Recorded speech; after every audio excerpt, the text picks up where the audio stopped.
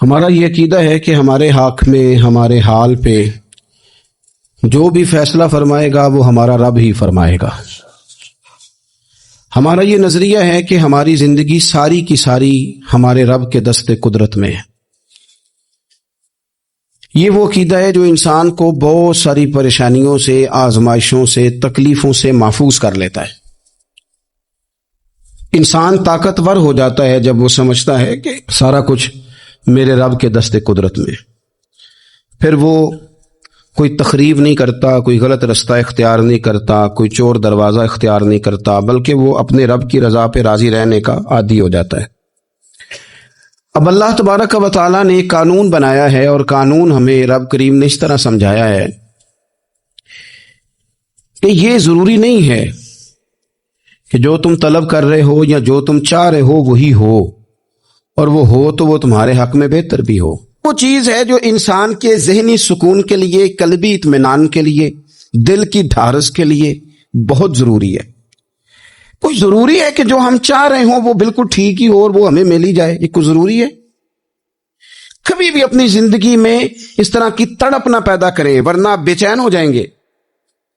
آپ کی زبان پر کئی شکوے آئیں گے، کئی شکایتیں آئیں گی، آپ بہت ساری جگہوں پہ نافرمانی والے جملے بول دیں گے معاذ اللہ۔ بس رب جو فیصلہ کرے اس پہ راضی رہنا سیکھیں۔ میں نے قرآن مجید کی آیت پڑھی ہے سورہ انبیاء میں سے، ذرا دیکھیے میرے رب کریم نے قانون کیا بیان کیا۔ فرما کل نفس ذائقۃ الموت، ہر جان نے موت کا ذائقہ چکھنا ہے۔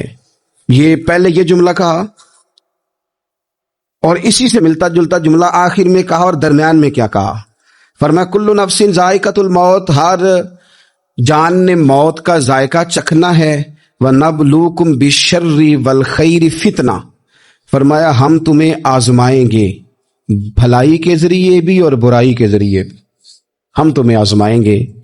وَإِلَيْنَا تُرْجَعُونَ، اور تمہیں ہماری طرف ہی لوٹ کے آنا ہے۔ پہلے کہا ہر نفس نے موت کا ذائقہ چکھنا ہے، آخر میں فرمایا کہ تم ہماری طرف ہی لوٹ کے آؤ، اور بیچ میں کیا فرمایا؟ وَنَبْلُوكُمْ بِالشَّرِّ وَالْخَيْرِ فِتْنَةً، ہم تمہیں برائی کے ساتھ بھی آزمائیں گے، بھلائی کے ساتھ بھی آزمائیں گے، صحت دے کے بھی آزمائیں گے، بیماری دے کے بھی آزمائیں گے۔ نرا زوالی آزمائش نہیں ہوتا، عروج بھی آزمائش ہوتا ہے۔ نری بھوک کی آزمائش نہیں ہوتی، زیادہ پیسے بھی آزمائش ہوتے ہیں۔ انسان کے لیے صرف اس کا کمزور جسم ہی آزمائش نہیں ہوتا، اس کا طاقتور وجود بھی آزمائش ہوتا ہے۔ فرمایا ہم تمہیں آزمائیں گے، بس خیال رکھنا کہ وَإِلَيْنَا تُرْجَعُونَ، لوٹ کر تمہیں ہمارے پاس ہی آنا ہے۔ اور میرے نبی پاک صلی اللہ تعالی علیہ وآلہ وسلم ارشاد فرماتے ہیں، رب جب کسی قوم سے محبت کرتا ہے تو انہیں آزمائش میں مبتلا کر دیتا ہے۔ پھر فرمایا اگر وہ اس پر صبر کریں، اللہ کی قضا پہ راضی رہیں، تو پھر اللہ بھی ان سے راضی ہو جاتا ہے، اور اگر وہ ناراضگی کا اظہار کریں کہ یہ مصیبت کیوں آئی، تو پھر اللہ بھی ناراض ہو جاتا ہے۔ اللہ تبارک و تعالی ضرور آزمائے گا، خیر کے ساتھ بھی اور پریشانی کے ساتھ بھی۔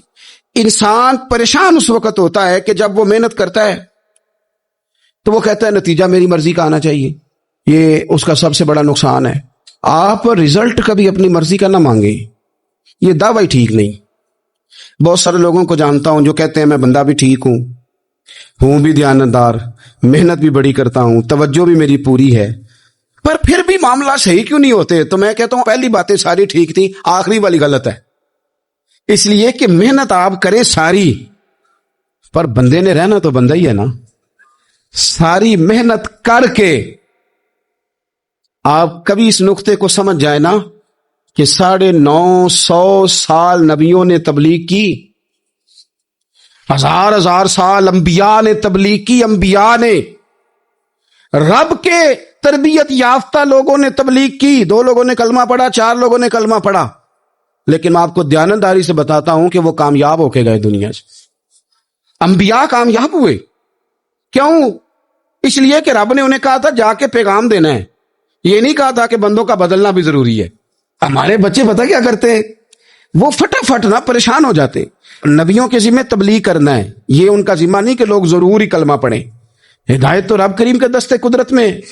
انبیاء خلوص سے، للہیت سے جدوجہد کرتے رہے، لیکن انہوں نے یہ نہیں کہا کہ مالک اتنی محنت کی ہے بندے ٹھیک نہیں ہوتے، یہ نہیں کہا انہوں نے، اس لیے کہ جو ان کی ڈیوٹی تھی انہوں نے ڈیوٹی صحیح کی۔ ہم نے اپنی ڈیوٹی کرنی ہے۔ پریشان اس وقت ہوتے ہیں جب نتیجہ اپنی مرضی کا مانگتے ہیں، نتیجہ نہ اپنی مرضی کا مانگے، رزلٹ نہ اپنی مرضی کا مانگے۔ اور جناب پیر صاحب میں فلانا وظیفہ بھی پڑھتا ہوں، فلانا وظیفہ بھی پڑھتا ہوں، فلانا وظیفہ بھی پڑھتا ہوں، دل نہیں صاف ہوتا، تو میں نے کہا یہ تو اللہ نہیں کر رہے ہیں۔ آپ ڈیوٹی کریں، آپ کام کریں جو آپ کے ذمہ لگایا گیا، اس میں وہ قضا نہ کریں آپ، باقی اللہ تعالیٰ کرم نوازی فرمائے گا۔ دیکھیں ایک بادشاہ تھا، اس کی سلطنت میں نا وہ قوم بنانا چاہتا تھا۔ ہمارے بادشاہ، ہمارے حکمران قومیں نہیں بناتے، لوگوں کو اپنے حق میں قائل کرتے ہیں۔ اس لیے کبھی بھی ہمارے ملک میں قومی سوچیں عام نہیں کی جاتی، ذاتی سوچیں عام کی جاتی ہیں، ملی باتیں نہیں کی جاتی، ذاتی باتیں کی جاتی ہیں۔ وہ چاہتا تھا کہ میری قوم بن جائے۔ اس کا ایک ہیرا سلطنت میں سے گم ہو گیا، تو اس نے اعلان کیا، اس نے کہا کہ جو بندہ ہیرا تلاش کر کے لائے گا اسے انعام دوں گا۔ ساری قوم نکل کھڑی ہوئی ہیرا تلاش کرنے پر، ادھر بھی لوگ گئے ادھر بھی لوگ گئے، خشکیوں میں، دریاؤں میں، جہاں جہاں جس کی پہنچ تھی، جنگلوں میں، وادیوں میں، گھروں میں، بستیوں میں، لوگوں نے ڈھونڈا۔ ساری قوم ایک ہیرا تلاش کر رہی ہے۔ بالآخر سب لوگ جمع ہو گئے ایک میدان میں۔ ایک بندہ اوپر چڑھا بادشاہ کے پاس، وہ اونچی جگہ پہ کھڑا تھا، اس نے کہا جناب یہ ہیرا مل گیا ہے۔ اب جب ایک کو ہیرا مل گیا تو باقیوں کے چہرے اتر گئے کہ یہ کامیاب ہوا، ہم ناکام ہوئے۔ بادشاہ چونکہ ان کی تربیت کے لیے یہ کام کر رہا تھا، اس نے کہا تمہارا کیا خیال ہے کہ اس ہیرے کے بغیر میرا گزارا نہیں تھا؟ کہ تمہارا کیا خیال ہے کہ ہیرا میری سلطنت سے نکل گیا تو مجھے زوال آ جائے گا؟ اس نے کہا یہ تو ایک ہیرا ہے۔ اٹھا کے پھینکا، دیوار کے ساتھ لگا، ہیرا ٹوٹ گیا۔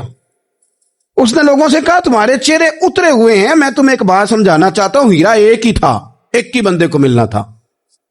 میں نے انعام کا اعلان تو یہ کیا تھا نا کہ جو ہیرا ڈھونڈ کے لائے گا اسے انعام دوں گا، لیکن اب میں تمہیں بتاتا ہوں کہ میں تم سب کو انعام دوں گا، اس لیے کہ ہیرا ایک تھا، ملنا ایک کوئی تھا، سب کو مل سکتا نہیں، لیکن انعام اس لیے سب کو دوں گا کہ ہیرا ڈھونڈنے پر انعام نہیں دے رہا، میں کوشش کرنے پہ انعام دے رہا ہوں کہ تم نے کوشش تو کی، تم نکلے تو صحیح، جدوجہد تو کی۔ کچھ لوگ کہتے ہیں کہ ہمیں ہیرا مل بھی جائے، او خدا کے بندے ہیرا ایک ہے، ہیرا ملنا کمال نہیں، محنت کرنا کمال ہے۔ ہم نہ تیار نہیں ہوتے۔ اللہ فرماتے ہیں میں نے آزمانا ہے، میں نے آزمانا ہے، تم نے سفر جاری رکھنا ہے، لیکن یہ ضرور یاد رکھنا کہ وَإِلَيْنَا تُرْجَعُونَ، لوٹ کے تمہیں میرے پاس ہی آنا ہے، تم نے لوٹ کے ادھر آنا ہے، اس بات کو ذہن میں رکھنا۔ حضرت عبداللہ بن عباس رضی اللہ تعالیٰ عنہ اس حدیث کے راوی ہیں، المعجم الکبیر کی یہ حدیث ہے۔ اللہ کے پیارے رسول صلی اللہ تعالیٰ علیہ وسلم ارشاد فرماتے ہیں کہ جس بندے کو 4 چیزیں مل گئی نا، اسے اللہ تعالیٰ نے دنیا اور آخرت کی بھلائیاں عطا فرما دی۔ 4 چیزیں جس شخص کو نصیب ہو گئی۔ یا رسول اللہ کون سی؟ حضور فرماتے ہیں جس کو شکر کرنے والا دل مل گیا، اور کریم محبوب فرماتے ہیں جسے اللہ تعالیٰ کا ذکر کرنے والی زبان مل گئی، اور حضور فرماتے ہیں جسے مصیبت پر صبر کرنے والا بدن مل گیا، اور جسے ایسی بیوی مل گئی جو نہ اس کے مال میں خیانت کرے گی نہ اس کی عزت میں خیانت کرے گی۔ جسے یہ 4 چیزیں مل گئیں وہ خوش نصیب ہے، دنیا بھی بن گئی، آخرت بھی بن گئی۔ کامیابی صبر آ جانے کا نام ہے، کامیابی شکر حاصل ہو جانے کا نام ہے، کامیابی میرے عزیز یاد رکھ لیں کہ انسان اللہ کے ذکر میں لگ جائے تو اس کا نام ہے کامیابی۔ ہم نے کس کو سمجھ لیا ہے؟ اپنی زندگی میں ایک تو محنت کریں، نتیجہ اللہ پہ۔ دوسری بات، امیدیں ذرا چھوٹی وابستہ کریں، لمبی نہ بنائیں۔ ایک ہے منصوبہ سازی کرنا مستقبل کی، وہ غلط نہیں۔ میرے نبی پاک علیہ السلام کا فرمان کاش کبھی ہم سمجھ جائیں۔ حضور نے ایک دن صحابہ سے فرمایا تھا حیا کرو، کہا صحابہ سے، سمجھایا ہمیں، فرمایا حیا کرو۔ یا رسول اللہ کس بات سے؟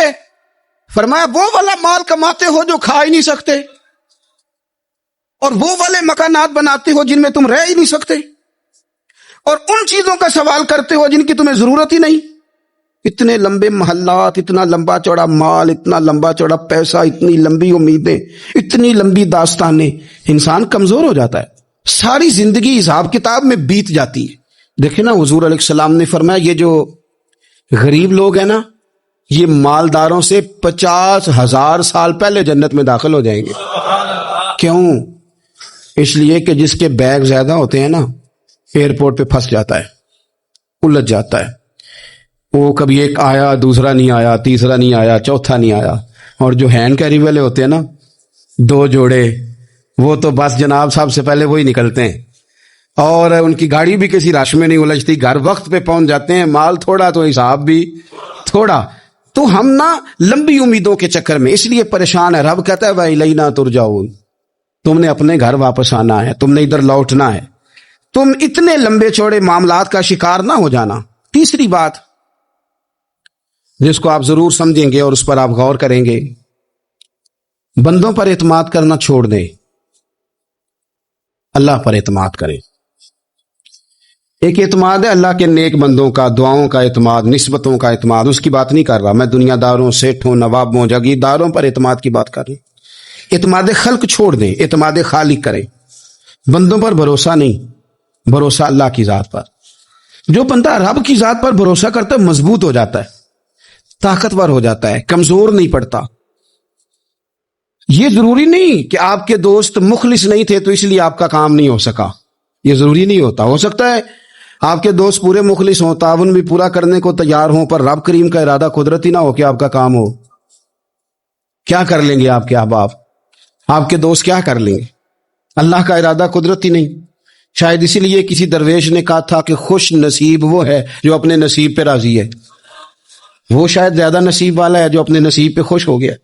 عزیز دوست، چیزوں کو سمجھ لیں اور اچھی طرح سے آپ سمجھ لیں کہ ہو سکتا ہے کہ آپ کے دوست آپ کو پورا کندھا دینا چاہ رہے تھے، وہ تیار تھے، پر اس وقت آپ کا نصیب ہی کچھ اور تھا۔ آپ ان خزانوں پر زیادہ توجہ کریں جو خزانے رب کے پاس ہیں۔ ہمیں اپنے تعلقات پر بڑا بھروسہ ہوتا ہے، ہمیں بڑا پتہ ہوتا ہے اتنے لوگوں سے میرا جرانہ ہے، فلانے سے میرے دوستی ہے، اور بھائی یہ سارے کام تب ہوں گے جب رب چاہے گا۔ بہترین ڈاکٹر کے پاس جا کے دوا کھا لے میرے عزیز، شفا تبھی ہوگی جب میرا اللہ چاہے گا۔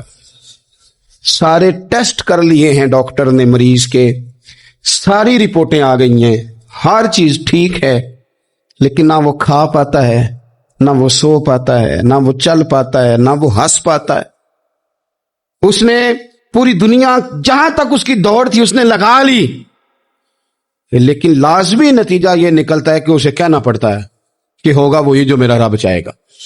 اس لیے جو خزانے میری جیب میں، آپ کی جیب میں ہیں، جو تعلقات ہمارے ہیں، ان تعلقات پر بھروسہ نہ کرو، بلکہ وہ خزانے جو اللہ کے پاس ہیں ان پر بھروسہ کریں، آپ مضبوط ہو جائیں گے۔ داتا گنج بخش علی اجمیری قربان جائیں، گنج بخشے فیض عالم مظہر نور نا کی سارا پیر کامل اور کامل آرا رہنما۔ اس ملک کے وطن عزیز کا جو لوگ حسن ہے نا، ان میں بڑے بڑے تارے ہیں، پر اس وطن کا جو چاند ہے وہ داتا گنج بخش علی اجمیری ہے۔ داتا صاحب چاند ہے میرے وطن کا، اس وطن میں جو چمکے گا وہ داتا علی اجمیری سے فیض لے کے چمکے گا۔ یہ کمال ہے۔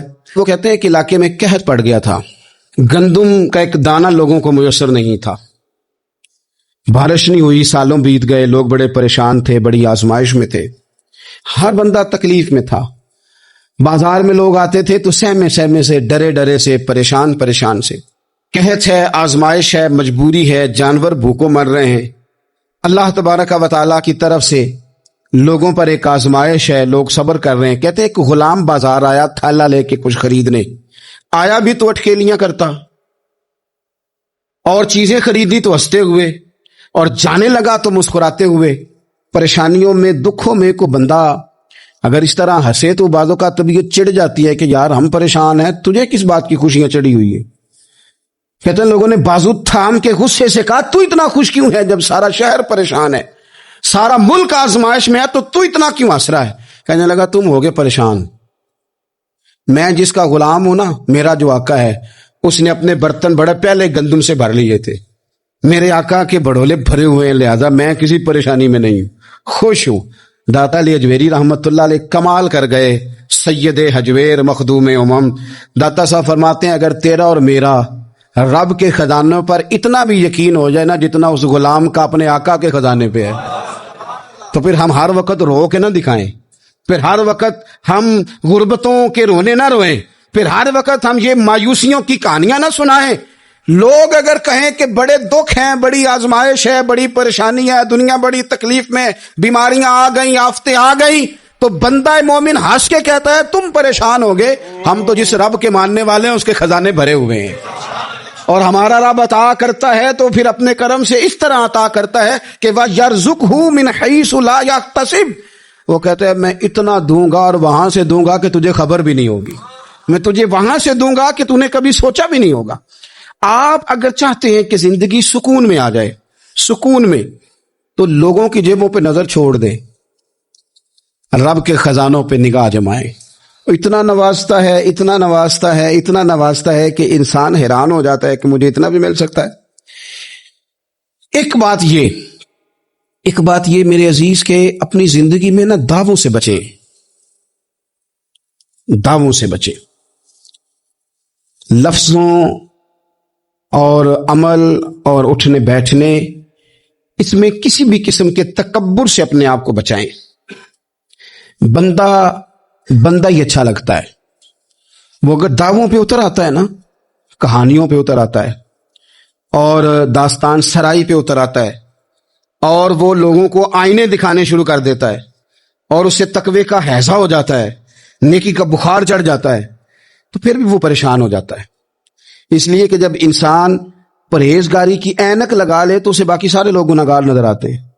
آپ اگر سکھ ہی رہنا چاہتے ہیں نا تو عاجزی اختیار کریں۔ کیوں کہ جب آپ عاجزی اختیار کریں گے تو آپ کو اللہ کی مخلوق اچھی لگنے لگ جائے گی، کیوں کہ آپ اپنے سے بھی کسی کو بہتر سمجھتے ہیں۔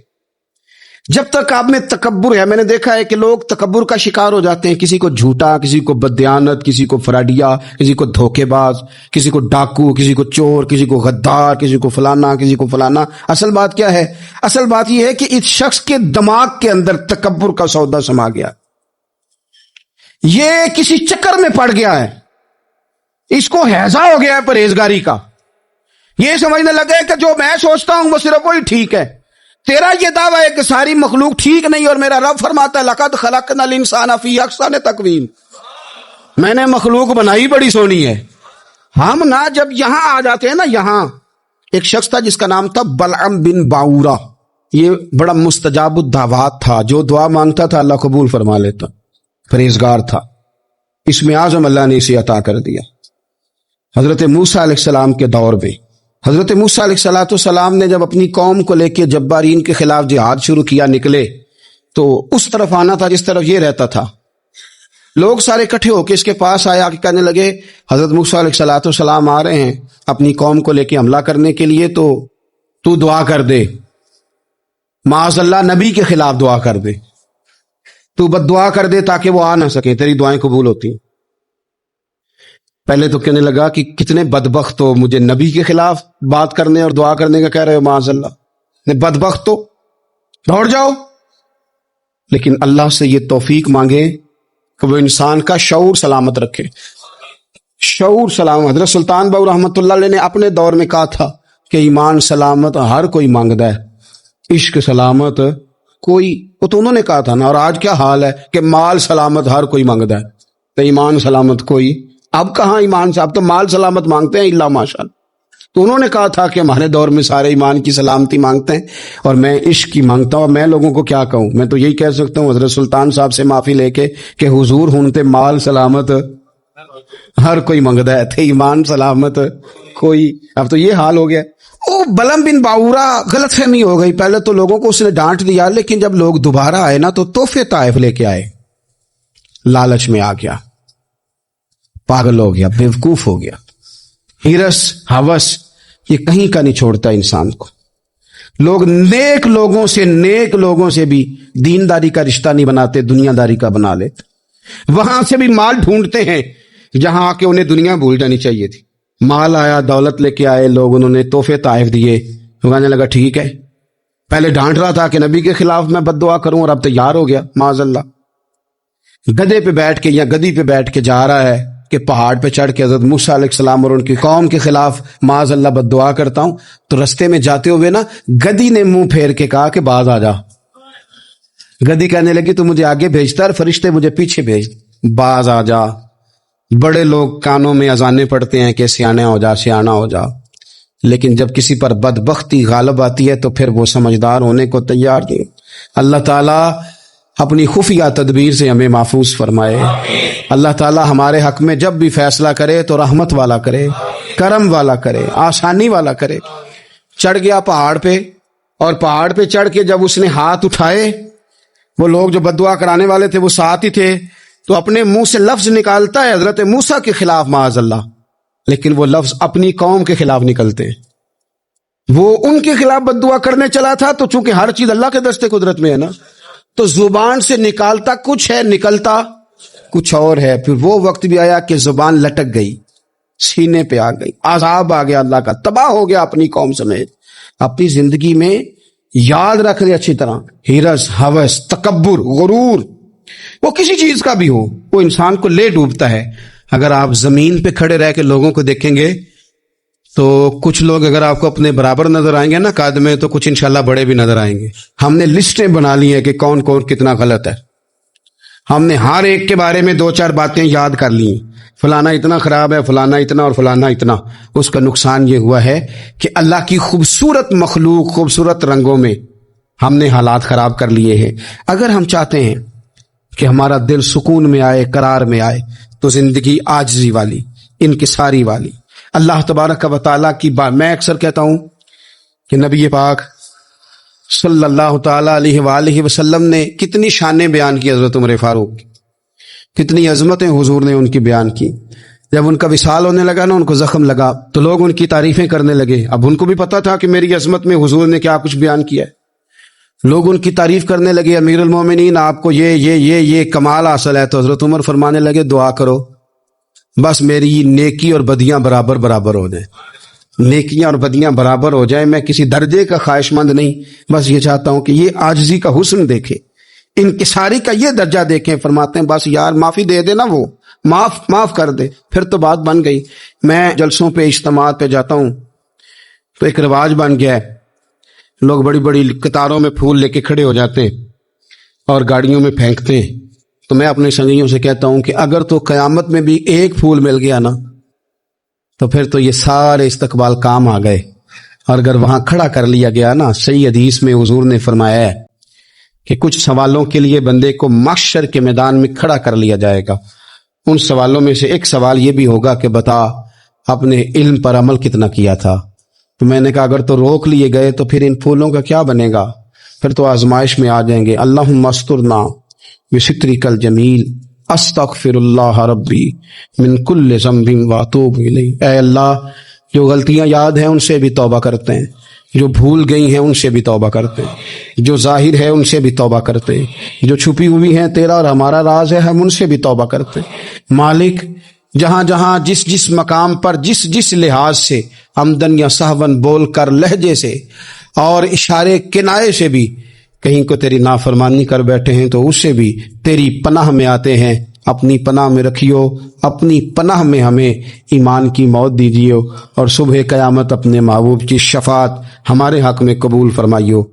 عزیز دوستو، اللہ تعالیٰ نے جو ہمیں نبی کریم علیہ السلام عطا فرمائے ہیں،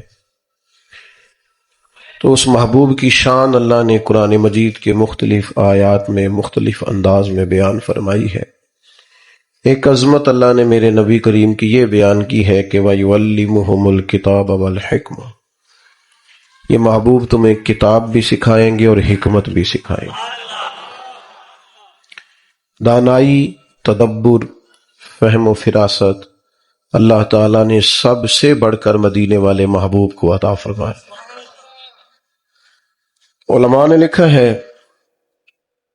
کہ اللہ تعالیٰ نے، حضرت وہاب ابن منبہ کہتے ہیں، اللہ تعالیٰ نے عقل کے 1000 حصے کی، ایک اس میں سے حصہ پوری دنیا کو دیا، جس سے سائنسدان، ڈاکٹر، علماء، حکیم، طبیب پیدا ہوئے.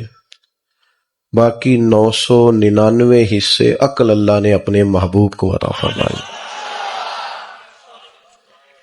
نبی کریم صلی اللہ تعالی علیہ وسلم کو اللہ تعالیٰ نے تدبر، دانائی، حکمت، فہم، فراست، بصیرت بدرجہ اتم ہر ایک سے بڑھ کر عطا کی. انسان اگر اپنی زندگی میں دانائی کے ساتھ چلنے لگ جائے نا، حکمت کے ساتھ، تو اس کے فیصلے درست ہونے لگتے ہیں. اس کا رستہ جو ہوتا ہے وہ آسان ہونے لگتا ہے. ہمارے فیصلے جذباتی ہوتے ہیں، ہماری رائے وقتی ہوتی ہے، ہوا کا رخ دیکھ کر مزاج بدلنے کی عادت الا ماشاء اللہ لوگوں نے بنا لی. ہم کسی بھی مسئلے میں سنی سنائی بات پر بڑی جلدی جذباتی ہو جاتے ہیں. بردباری ٹھہراؤ الا ماشاء اللہ لوگوں میں ختم ہوتا جا رہا ہے. عدم برداشت قومی نہیں عالمی مسئلہ ہے. بس لوگ برے نہیں ہوتے، صرف ہماری طبیعت کے مطابق نہیں ہوتے، ہماری نہیں مانتے، لہذا ہمیں اچھے نہیں لگتے. تدبر، دانائی، حکمت، ٹھہراؤ، ذرا چیزوں کو سوچ سمجھ کے چلنا، معاملات پر غور کرنا. دیکھیں نا، نبی پاک صلی اللہ تعالی علیہ وسلم نے اس شخص کو پہلوان کہا ہے جو اپنے غصے پر قابو پا لیتا ہے. فرمایا وہ پہلوان ہے جس کا اپنے اوپر کنٹرول ہے. اور جو آدمی کہتا ہے مجھے پتہ ہی نہیں چلتا، تو بھئی پھر آپ زندگی میں نظام لے کے آگے کیسے چلیں گے جب آپ کو پتہ ہی نہیں چلتا. دانائی، حکمت، کوئی کام بھی اگر بغیر حکمت کے کیا جائے تو وہ کام درست بھی ہو تو خراب ہو جاتا ہے کئی دفعہ، اور اگر حکمت سے کر لیا جائے، دانائی سے کر لیا جائے، ہمارے بچے، ہماری نئی نسل، اس کی تربیت بھی کرنی ہے پر دانائی سے. کسی کو اللہ کی طرف بھی بلائیں تو ادعو الی سبیل ربک بالحکمہ، کسی کو اپنے رب کی طرف بھی بلاؤ، دعوت دو تو دانائی کے ساتھ، حکمت کے ساتھ. ایک بادشاہ نے خواب دیکھا تھا کہ میرے سارے دانت ٹوٹ گئے. اس نے تعبیر کرنے والا بلایا، اس سے کہا اس کی تعبیر بتاؤ. تو کہنے لگا تعبیر یہ ہے کہ آپ کے سارے بال بچے، رشتہ دار، بہن بھائی آپ کی زندگی میں مر جائیں گے. بادشاہ نے وہ بندہ بھی مروا دیا. اس نے کہا تو مجھے میرے بچوں کے موت کی خبر دینے آیا؟ اگرچہ غلط کیا، اللہ تعالیٰ معاف کرے، ناجائز کیا، لیکن نادان آدمی اتنی بڑی بیوقوفی کر گیا. کسی نے اس سے کہا کہ ایک اور آدمی بھی بڑی اچھی تعبیر بتاتا ہے، اس کو بلائیے. اس کو بلایا، اس نے تعبیر پوچھی، کہا میں نے خواب دیکھا ہے کہ میرے سارے دانت ٹوٹ گئے، تو تعبیر کیا ہے؟ تو اس نے کہا بادشاہ مبارک ہو، اس کی تعبیر یہ ہے کہ اللہ تعالیٰ آپ کو اپنے خاندان میں سب سے لمبی عمر عطا کرے. بادشاہ نے اس بندے کو انعام دیا. یہ ذرا مجھے بتائیے گا، اس نے بھی وہی تعبیر نہیں بتائی جو پہلے والے نے بتائی ہے؟ اس نے بھی وہی بات بتائی ہے نا. اس نے کیا کہا؟ آپ کے سارے رشتہ دار آپ کی زندگی میں مر جائیں. اس نے کیا کہا؟ اللہ تعالیٰ آپ کو خاندان میں سب سے، بات اگرچہ بے سلیقہ ہو کلیم، پر بات کرنے کو سلیقہ چاہیے. ہم کیا کرتے ہیں؟ اپنے گھر میں بھی حکمت سے نہیں چلتے، اپنے دفتر میں بھی حکمت سے نہیں چلتے، اپنے دوستوں کے بیچ بھی دوستی لگائیں گے تو پھر ہر چیز ہی نچھاور کر دیں گے. لیکن جب دوستی ٹوٹے گی تو چائے کی پیالیوں کا بھی حساب ہوگا. وہ جو لاہور آتے جاتے کرایہ لگا تھا، اس کا بھی کورے ورک کتاب نہیں ہوندے، پتھر دل گلاب نہیں ہوندے، سجنا پہلو ہی سوچ کے لائیں، پھر یاراں نال حساب نہیں ہوندے. تدبر نہیں ہے، دانائی نہیں، فہم نہیں، بے حکمت سی باتیں، جذباتی سے فیصلے، مرضی منشا. ہم چاہتے ہیں جو ہم سوچ رہے ہیں شاید یہی سارا ٹھیک ہے.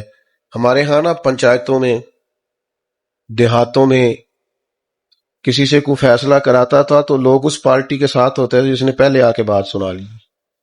حالانکہ یہ بہت بڑی نادانی ہے. آپ کو کوئی بندہ بھی جب کوئی بات بتائے تو آپ پہلے تصویر کا دوسرا رخ دیکھیں، دوسرے کی بھی رائے لیں. ایسا تو نہیں ہو سکتا کہ جو یہ کہہ رہا ہے سارا سچی ہو. آپ دو جھگڑا کرنے والوں کی بات سن کے دیکھ لیں، جو بھی بات بتائے گا وہ کہے گا میں ٹھیک ہوں. حل کیا ہے کہ آپ دانائی کا مظاہرہ کریں، تدبر کا. اللہ تعالیٰ نے نبی پاک علیہ السلام کو بے حساب لا تعداد دانائیاں عطا. حضور کے اعلان نبوت سے پہلے مکہ والوں نے بیت اللہ شریف کی تعمیر کی تھی، سب نے مل کے. پیچھے دوستوں سے گزارش ہے باتیں نہ کریں جی، کمیٹی والے بھی بولے نہیں، بس توجہ سے سنیں. تو بیت اللہ شریف تعمیر کیا تھا تو بنا تو سب نے مل کے لیا، آخر میں مسئلہ بن گیا حجر اسود کس نے نصب کرنا ہے، اس پہ جھگڑا کرنے لگ گئے، میں لگاؤں گا۔ ایک قبیلہ تو ایسا تھا جو مرنے مرانے پہ آ گیا، پیالے میں خون ڈال کے اس نے انگلیاں لا کے قسم اٹھا دی کہ حجر اسود یہ ہم لگائیں گے یا کسی کو نہیں لگانے گے۔ جب شدت پکڑی لڑائی نے تو ایک بندہ بولا، کہنے لگا جھگڑا نہ کرو، اس طرح کرو جو صبح سب سے پہلے حرم میں داخل ہونا بیت اللہ میں، اس کا فیصلہ نہ ہو۔ کمال یہ ہوئی، کرم ہوا کہ صبح سب سے پہلے حرم میں مدینے والے محبوب داخل ہوئے۔ وہ تو خوش ہو گئے، یہ تو صادق اور امین ہے۔ انہوں نے کہا ہمارا یہ مسئلہ ہے، آپ نے تھوڑی دیر کے لیے غور کرنا ہے۔ وہ خود کہہ چکے تھے کہ جو بھی کوئی آئے گا وہ جس قبیلے کے حق میں فیصلہ دے گا نا تو سب کو منظور ہوگا۔ اب یہ بات انہوں نے حضور کو سنا دی، سرکار کسی ایک قبیلے کو کہہ دیتے حجر اسود آپ لگا دیں تو باقی سب تو اس پر مطمئن تھے، چونکہ انہوں نے کہہ دیا تھا جو سرکار فیصلہ کر دیں، باقی اعتراض کر نہیں سکتے تھے۔ لیکن نبی پاک علیہ السلام نے کیا فرمایا؟ فرمایا کہ چادر بچھاؤ۔ انہوں نے چادر بچھائی، حضور نے اس پہ حجر اسود رکھا، فرمایا سارے قبیلے ایک ایک سائڈ سے چادر پکڑ لو۔ ان سب نے چادر جو تھام لی تو لائے اس جگہ جہاں حجر اسود رکھنا تھا، تو محبوب نے اٹھا کہ حجر اسود ادھر رکھا جہاں رکھنا تھا۔ اب سب کے چہرے دیکھے تو سارے خوش تھے، ہم سارے ہی اٹھا کے لائے، ہم سب حجر اسود لگانے میں شامل ہیں۔ ہم تو اپنے بچوں میں لڑائی کرا دیتے ہیں، خود اپنے بچوں میں، اے میرا لیک پتر ہے، اے میری گل نہیں منتا، ان بیچاروں میں جھگڑا ہو جاتا ہے۔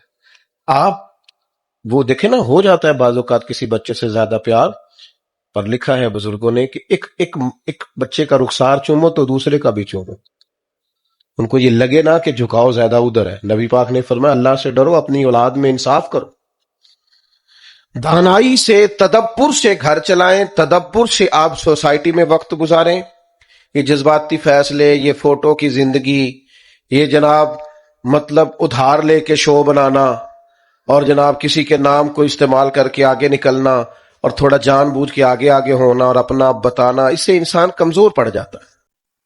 آپ جہاں ہیں وہاں وفادار ہو جائیں، جہاں ہیں وہاں خوبصورت ہو جائیں، سارے لوگ آپ کی طرف رجوع کریں گے، لیکن آپ کو کمال دانائی سے اپنے بچوں کو، پیار کرنے والوں کو۔ حضور مدینہ طیبہ تشریف لے گئے تو ہر گھر والا کہہ رہا تھا یا رسول اللہ میرے گھر آئے، اور جو بھی دعوت دے رہا تھا نا حضور کو خلوص سے دے رہا تھا۔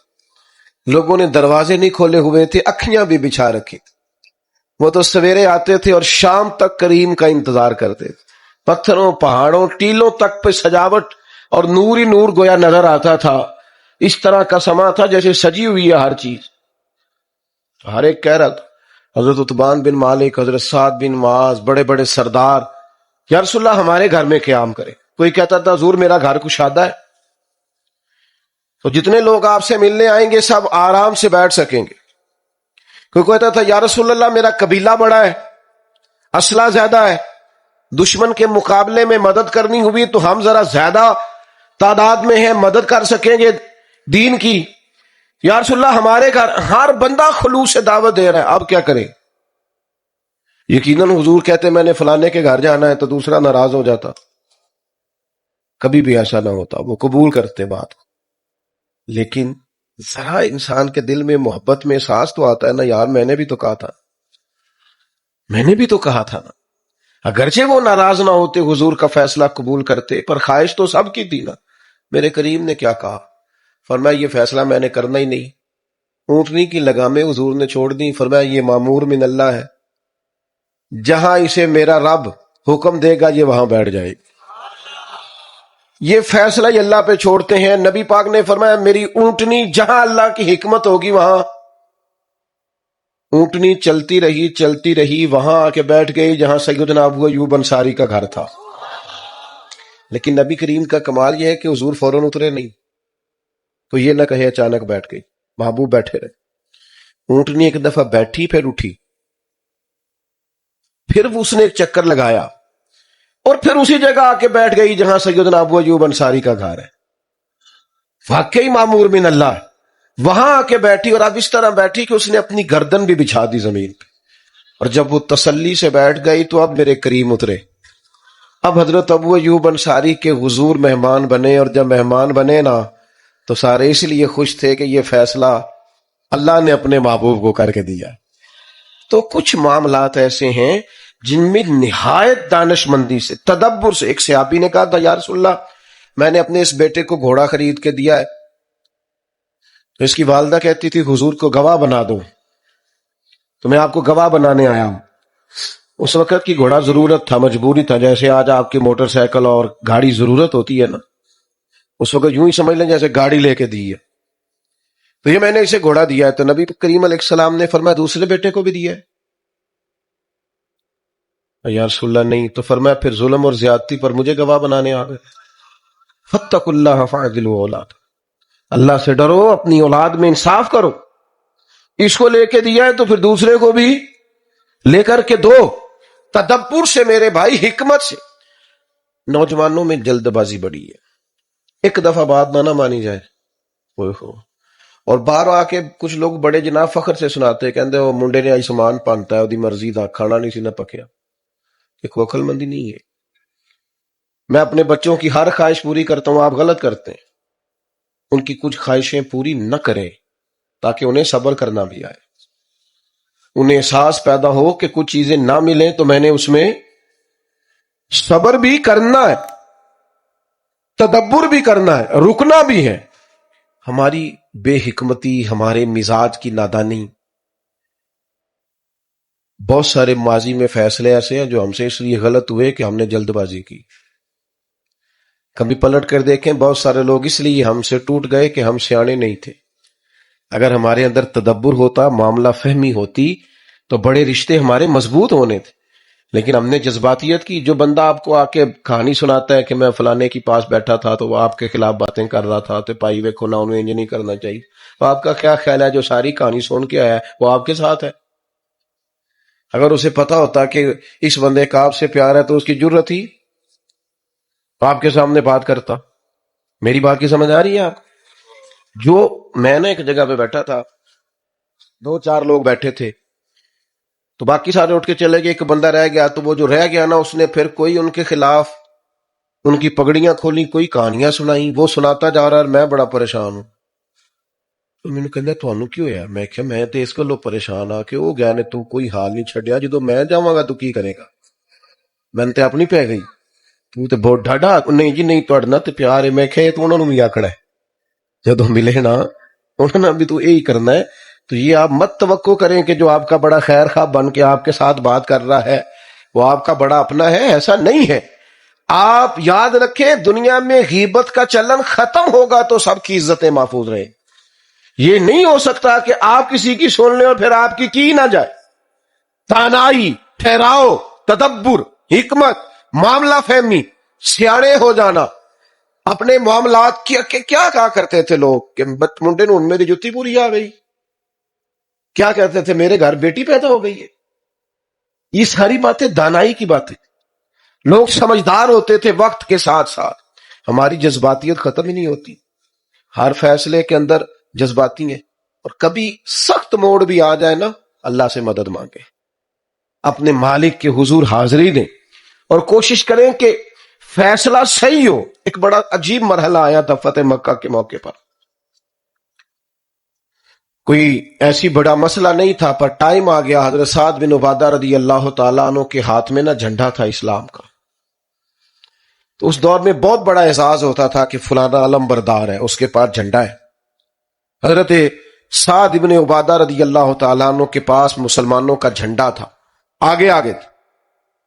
کوئی ایسی بات ہو گئی کہ ان سے جھنڈا واپس لینا پڑ گیا.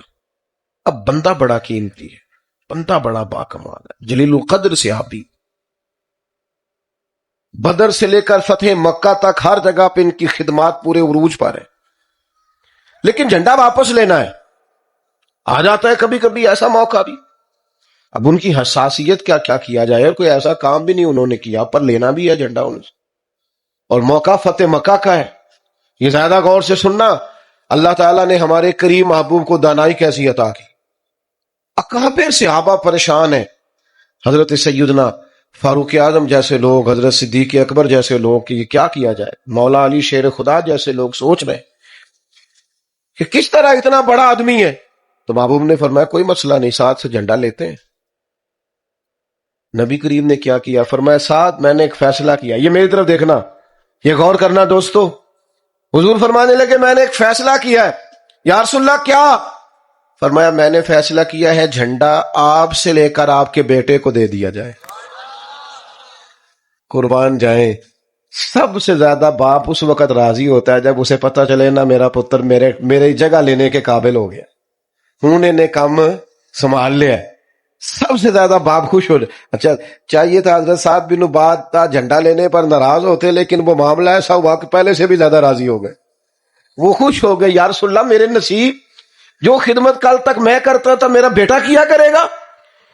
تو صحابہ کرام فرماتے ہماری روحیں وجد کر رہی تھی کہ ایسا کمال فیصلہ، کاش ہمارے فیصلے درست ہوں. ایک میرے پاس مسئلہ آیا، 2 دفعہ لڑکے نے طلاق دے دیے. تو جذباتی بڑا ہے تو مارتا بھی ہے تو ایسا بھی ہے. تو میں نے نا اس شخص سے کہا باپ بیٹی کا مسئلہ پوچھنے آیا. میں نے کہا جانتے نہیں تھے آپ؟ کہنے لگے نہیں میں جاننا، پانجا ہے میری ہمشیرہ دا بیٹا ہے. تو میں نے کہا بد اخلاق بھی اور بیٹی کو مارتا بھی آپ سارا کہنے کی کردا پھر پہن گھر آ گئی سی. تو میں نے کہا یہ کوکل مندی کی علامت ہے.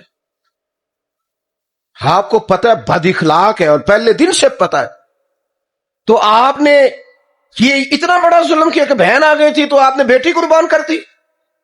شریعت آپ کو اجازت دیتی ہے، اس کی اخلاق اجازت دیتا ہے. کس طرح کے فیصلے کرتے ہیں آپ؟ رشتے میں کیا ملتے رہیں گے، یہ ملتے رہیں گے. آپ وہ فیصلہ کریں جو دیر پا ہو. میں نے کہا اب معاملہ طلاق تک آ گیا، اب ساری زندگی بہن نہیں ملے گی، آپ کیا کریں گے؟ اب تو معاذ اللہ اس کے بعد تو یہاں تک حالات پہنچ جاتے ہیں لوگ جنازے نہیں پڑھتے. یہ کوئی دانائی کی بات ہے؟ آپ وہ کام کریں جو حکمت پر مبنی ہے. جذباتی فیصلے فلانے نے کہتا ہے فلانا آ گیا سی، وہ ہمارے الیکشن ہوتا ہے نا، وہ کہنے جی چوری میرے گھر آ گیا سی. میں کہتے الیکشن تو بعد آیا تو گل کری، الیکشن والے دن ہی آیا سی، انہیں دیاڑا ہی سی، اسے پتا تھا وہ جی وہ میرے گھر آ گیا. بلکہ الٹا ناراض ہو رہے ہیں، وہ میرے گھر آیا ہوں تسی میرے آکھن دے ووٹ دیو. اور پھر جب وہ جیت جاتا ہے اس کے بعد کہتے ہیں جتایا میں تو میرا فون نہیں چکتا. میں کیا انہوں پتا ہے تو جتایا تا نہیں چکتا. کیا مذاق اپنے ساتھ کرتے ہیں، بے حکمت فیصلے اور ناد. میں نے زندگی میں کبھی ووٹ کاسٹ نہیں کیا. پہلی بات تو یہ ہے کہ اسلام جمہوریت کا نہیں خلافت کا قائل ہے. پہلی بات تو یہ ہے، جمہوریت تو وہ طرز حکومت ہے کہ جس میں بندوں کو گنا کرتے ہیں تو اللہ نہیں کرتے. ایک بالکل ان پڑھ اور نادان آدمی کا، یہاں تو معذور لوگوں کے لوگ ٹھپے، اس کا ووٹ بھی اسی برابر ہے، پڑھے لکھے کا بھی.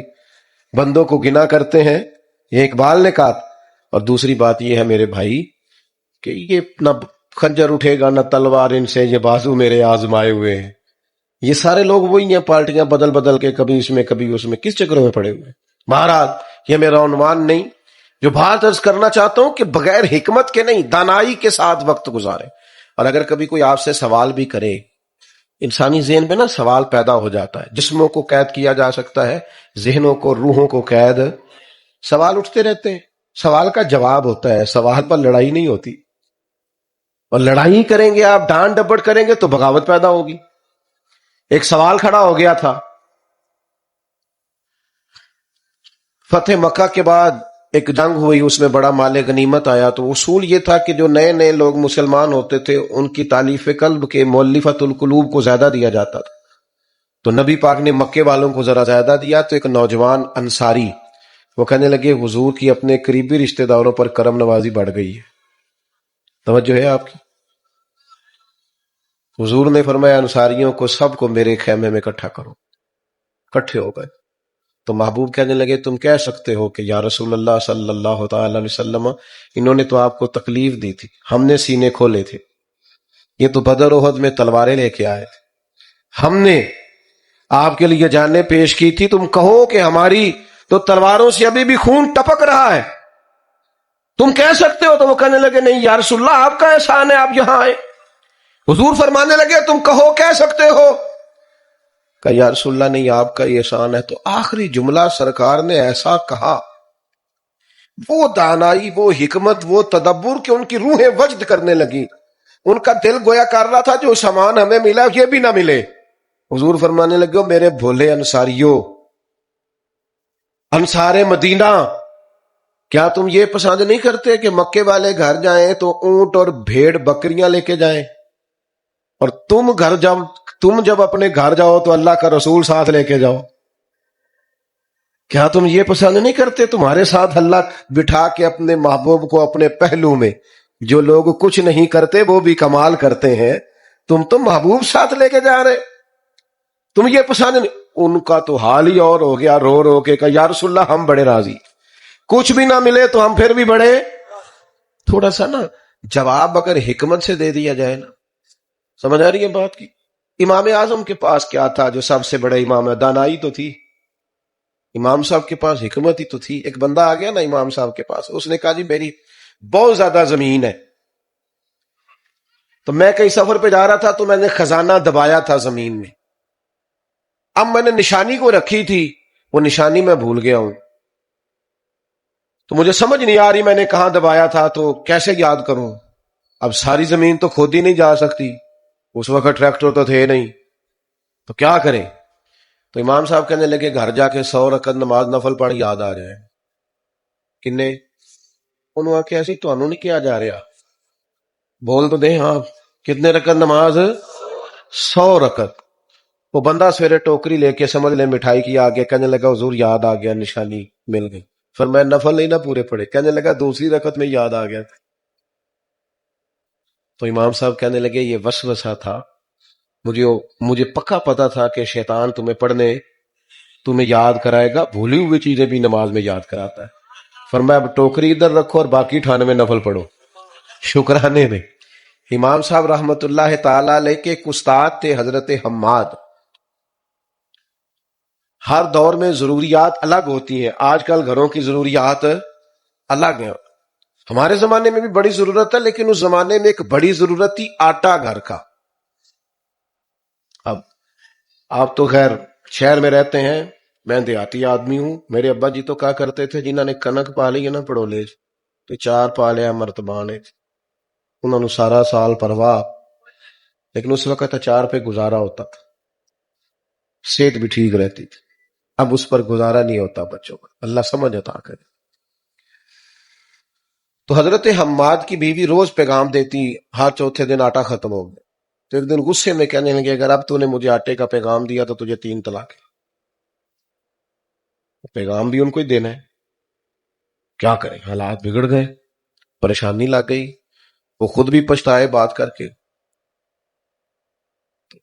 ان کی اہلیہ نے نا کسی طریقے سے امام اعظم کو پیغام بھیجا، اپنے شوہر کے شاگرد کو، کہ یہ مسئلہ بن گیا تو حال کیا ہے؟ تو انہوں نے کہا اماں جی آپ میری استانی ہے، ماں حال بڑا آسان ہے. اس دور میں آٹا تھیلے میں لوگ لینے جاتے تھے، اور تھیلے کپڑے کے بنتے تھے.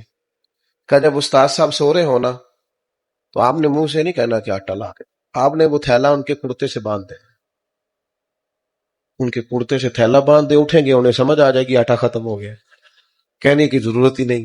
تو حضرت حماد رحمت اللہ علیہ سو کے اٹھے، بیٹا بیٹھ جائیے، سارے بیٹھ گئے، اللہ آپ کو سلامت رکھے. آپ ہی بیٹھ جائیں، آپ کے پیچھے جو لوگ ہیں انہیں نظر نہیں آ رہا تو آپ کے کھڑے ہونے لگے. اور بات بھی اب مکمل ہو گئی ہے، میں دعا کی طرف جانے لگا ہوں. تو حضرت حماد اٹھے سو کے، تو کرتے کے ساتھ کپڑے کا تھیلا بندھا ہوا تھا، تو دیکھ کے فوراً کہنے لگے آٹا ختم ہو گیا. اور ساتھ ہی فرمانے لگے یہ بتاؤ ابو حنیفہ کے پاس کون گیا تھا مسئلہ پوچھ. اس لیے کہ یہ فہم و فراست اگر اللہ نے عطا کی ہے تو امام اعظم ابو حنیفہ کو ہی عطا فرما. کون گیا تھا جس نے؟ تو میرے بھائی زندگی، نوجوانوں جذباتی فیصلے نہ یار کیا کرو. تم والدین کے سامنے بھی جذباتی ہوتے ہو، تم ہلکی سی بات کرتے ہو، ابا بیچارہ ساری رات سوتا نہیں، انہوں میں نلینج نہیں کرنی چاہیے. ہلکی سی بات کرتے ہو، ماں بیچاری تڑپ جاتے. وہ یارو جذباتی نہ ہوا کرو. عقل، دانائی، فہم، فراست، شعور، یہ ہمیں ہمارے نبی پاک نے عطا فرمایا. اس لیے کبھی بھی کوئی ایسا فیصلہ نہ کریں جو حکمت سے خالی ہو. اللہ سمجھ عطا کرے. اللہم صلی علی سیدنا و مولانا محمد معدن الجود والکرم وعلی آلہ وصحبہ وبارک وسلم. اللہ ہماری حاضری قبول فرما۔ میرے بھائی نے اور ان کے بیٹوں نے جو اتنی خوبصورت محفل کی اور اتنی بڑی تعداد میں مسلمان شامل ہوئے، سب کو بہترین جزا عطا فرما۔ اللہ تعالیٰ سب کے رزق میں، مال میں، جان میں، عزت میں، آبرو میں، دین کے ذوق شوق میں برکتیں پیدا فرما۔ اللہ بیماروں کو شفا عطا فرما، مقروضوں کو قرض کے بوجھ سے رہائی نصیب فرما، جو تنگ دست ہیں ان کے رزق میں وسعت فرما۔ اللہ جو مقروض ہیں ان کو قرض سے رہائی نصیب فرما۔ اللہ جو بے اولاد ہیں انہیں صاحب اولاد فرما، اولاد والوں کی اولاد کو فرما بردار بنا۔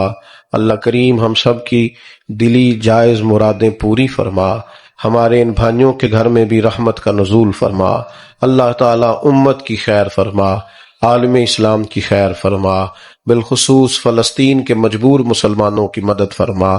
جو دعائیں مانگی ہیں وہ بھی قبول فرما، جو دلوں میں ہے وہ بھی پوری فرما۔